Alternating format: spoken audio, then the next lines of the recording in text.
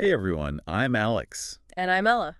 So today we're going to be diving into a simple conversation about podcasts. It's a great one for English learners. Yeah, especially if you're just starting out. Um, we're going to be using easy words, and we'll repeat the important phrases. A couple times. Yeah, so you can understand everything really clearly. Think of it as like a fun way to learn English while also, maybe discovering some new podcasts. Exactly. You ready to get started? Absolutely. Let's jump in. Okay, so first, let's listen to a short dialogue between two friends, Chris and Amy, Okay. talking about podcasts. I'll Yeah. be Amy and Ella. You can be Chris. Sounds good. Okay, so I'll start. I've been looking for new podcasts to listen to during my commute. Oh, I'm subscribed to several great ones. What genres do you usually listen to? I'm really into true crime and educational content. The storytelling is quite engaging in these episodes. Could you recommend one for beginners? Try Mind Matters. The host speaks clearly and the topics are fascinating. Thanks. I'll download a few episodes tonight. So this dialogue, it's packed with phrases Yeah. that are super useful Really? in everyday English conversations, especially if you are interested in podcasts. Yeah. I've been looking for some new podcasts myself, actually, lately. How about you? Oh, definitely. Yeah. Yeah. And this conversation is like such a good example of how you can ask for recommendations from someone and also, share about your interests. Yeah, definitely. So let's start with the first phrase that Amy uses. I've been looking for new podcasts to listen to during my commute. Right. This is a perfect way to tell someone that you're searching for something new I've been looking for. Try saying it out loud. Yeah, it's a really versatile phrase. You can use it for anything like new books, new music, even new friends. Right. And notice how Amy mentions her commute. That's her travel time to work or school. Right.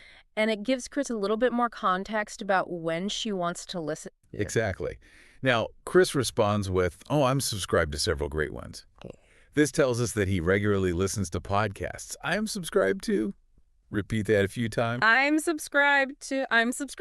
Yeah, and you can use this to talk about any podcast that you follow. Exactly. Okay, now Amy asks, what genres do you usually listen to? Okay. Genres are like categories. Think of it like choosing what kind of movie you want to watch. Right. Comedy, action, drama. Yeah. Podcasts also have genres like true crime, Hmm. comedy, news, history. Right. So she's trying to understand what kind of podcasts Chris enjoys. It's like trying to figure out, someone's taste in music Yeah. or books, Yeah. Knowing their favorite genres kind of gives you a starting point. Yeah, exactly. And then Chris tells her his favorite genres. I'm really into true crime and educational content. Right. This is such a simple way to express your interest. I'm really into. Repeat it a few times. I'm really into. It's easy, and you can use this to talk about anything you like. Exactly. And notice how Chris adds, the storytelling is quite engaging in these episodes. Oh, yeah. That word engaging means something that keeps your attention, Right? something that's interesting and exciting to listen to. Let's repeat engaging a couple times. Yeah. Engaging. Yeah. It's a great word to use when you're describing, a podcast, book, or movie that you really enjoyed. Mm-hmm. Now, Amy wants a suggestion, so she asks, could you recommend one for beginners? Yeah. This is a great phrase to remember, especially if you are new to something. You can use it to ask for recommendations for anything. Podcasts, restaurants, books, anything. Yeah. Let's practice saying it together. Could you recommend one for beginners? Could you recommend one for beginners? Perfect. It's a very polite and easy way to ask for a suggestion. Yeah, and Chris recommends a specific podcast, Try Mind Matters. Remember that name, Mind Matters. Yeah, mind matters. And he even tells her why he thinks she'll like it.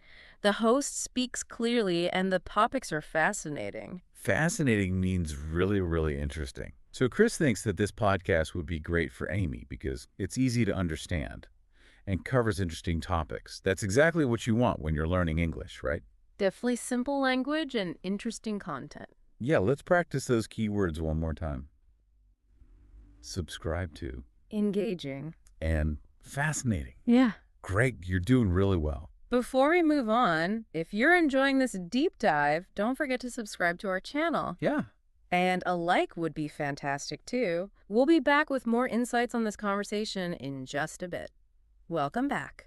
So let's dive a little deeper into this conversation about podcasts Yeah. and discover even more useful English phrases that we can all use. Remember, even short conversations like this Yeah. can teach you so much about how native English speakers Yeah. actually communicate. Right. So let's go back to Chris's line.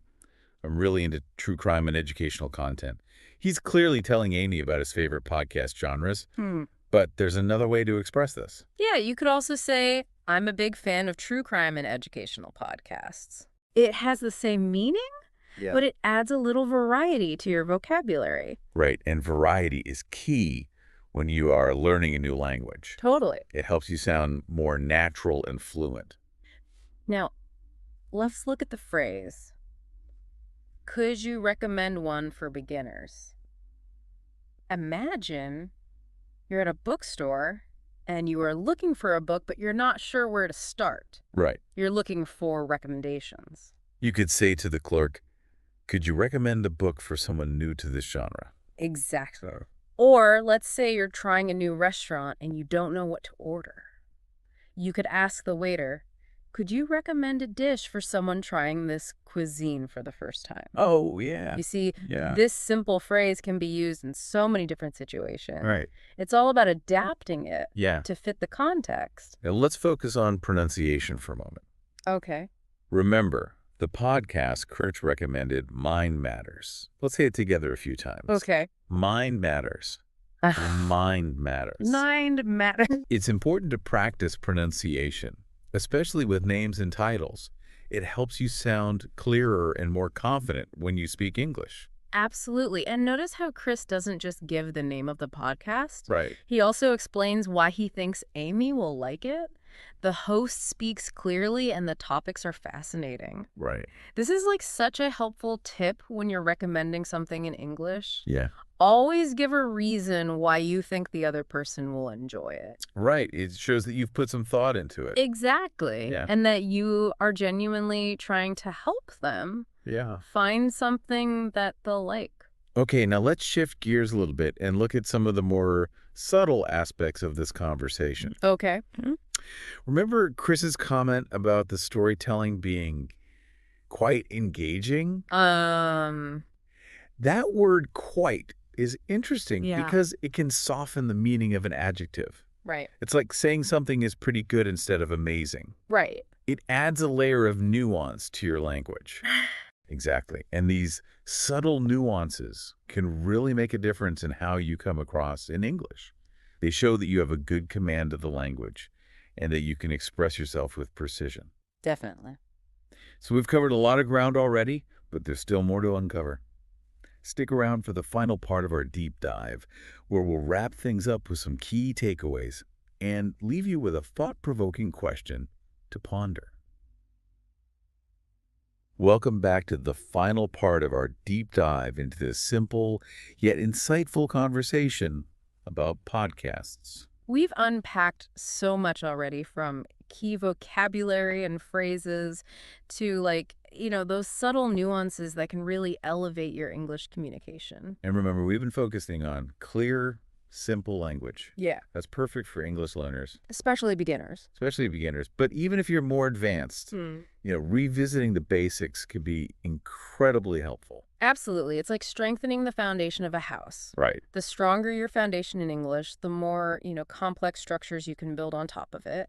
Exactly. Yeah. So let's take a moment to recap those key phrases that we've been practicing. They're like building blocks Yeah. for so many English conversations. So we started with, I've been looking for. It's such a versatile phrase for, expressing your need or desire for something new. Right. And then we explored, I'm subscribed to. Yeah. This one's great for talking about things you follow regularly, whether it's podcasts, YouTube channels, or even magazines. What genres do you usually listen to? This is perfect for understanding someone's taste and preferences. Right. And not just for podcasts. You can Yes. use it for music, movies, books, anything with categories. And of course, we can't forget Could you recommend one for beginners? Hmm. This is your go-to phrase for asking for suggestions, especially when you're new to something. Remember how we practiced using it in different situations? Right. Yeah, that's the key. Adapt these phrases to fit your own conversations. Now, before we wrap up, I want to touch on something really interesting that we haven't explicitly discussed yet. It's about the flow of the conversation itself. Notice how Amy and Chris take turns speaking. They listen to each other and they build on each other's points. Yeah. That's crucial for natural and engaging communication in any language. That's such a great observation. It's not just about the words you use, but how you use them. Right. In a conversation, it's about being a good listener, Mm-hmm. responding thoughtfully, and keeping the conversation flowing smoothly. Exactly. And you can practice this. Even if you're not talking to a native English speaker, try having conversations with other English learners, focusing on taking turns, listening actively, and responding naturally. Now, for our final thought, we want to leave you with a question to ponder.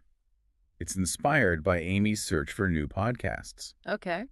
What are your favorite podcasts and why? Ooh, good question. Think about what draws you to them. Right. Is it the host's voice? The topics they cover, the way they tell stories? Yeah. Reflecting on your own preferences can help you understand what makes a podcast engaging and enjoyable for you. And who knows, maybe by thinking about this, you'll discover some new phrases or vocabulary that you can use in your own English conversations about podcasts. That's a great point. So thanks for joining us on this deep dive. We hope you learned some valuable phrases and insights that will help you on your English learning journey. Yeah, keep practicing, keep exploring, and most importantly, have fun with it. And if you enjoyed this episode, don't forget to subscribe and leave a like. We have so many more fascinating deep dives waiting for you. Thanks for joining the conversation here at Kaz English. We hope you found it fun and informative. Don't forget to check out kazapp.uk. That's kazapp.uk for more tips, resources, and interactive practice. Keep exploring, keep chatting, and we'll catch up with you again soon.